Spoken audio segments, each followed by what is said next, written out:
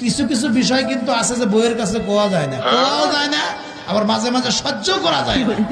আমি আমার জীবনে থেকে একটা ঘটনা মাঝে মাঝে বলি। একবার ৩,০০০ টাকা নদীর মাছ আনছিলাম গোবিন্দাসী ঘাট থেকে। নদীর মাছ ৩,০০০ টাকা। আচ্ছা, চিন্তা করলাম টাকা আমার, যদি আসল দাম কই, মহিলাদের একটা অভ্যাস উদাই কিনতে পারেন না, আপনারা ঠকায় দিছে, বোঝেন না? মানে হেরা খুব পারে, নিজে ঠকে হেটা করবো না। আর আমরা যদি বাজার করি সঠিক দাম কইলে ভুল ধরবে।